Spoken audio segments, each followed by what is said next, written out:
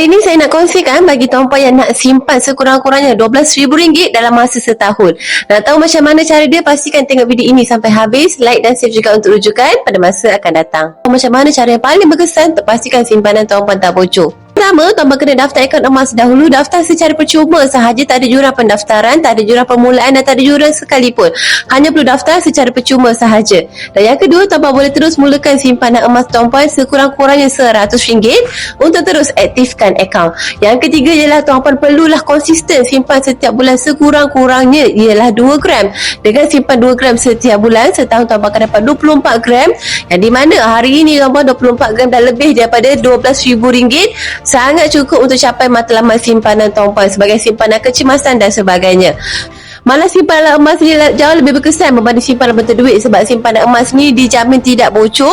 Simpanan emas ini pun kalisi inflasi, makin lama simpan kita tak perlu risau nilai dia semakin berkurangan. Dan yang ketiga, simpanan emas ni pun dah menunjukkan kenaikan yang sangat tinggi, sekitar 10% setahun dalam sejarah 20 tahun simpanan emas. Malah kita dapat duit daripada simpanan emas kita pun senang sahaja. Simpanan emas ini laku di mana-mana, bukan sahaja di Malaysia. So tuan-puan yang baru nak mula menyimpan, boleh terus simpan simpanan emas. Cara untuk daftar akaun emas tersebut, boleh terus klik link dekat profil saya untuk daftar akaun emas secara percuma. Dan tuan-puan boleh terus mulakan simpan emas hari ini dengan serendah RM100 sahaja. Atau tuan-puan ada persoalan nak tanya dahulu, boleh kontak saya dekat nombor ini untuk saya bantu tuan-puan daftar akaun emas dengan lagi mudah. Akhir kata, macam biasalah, senangnya nak simpan emas.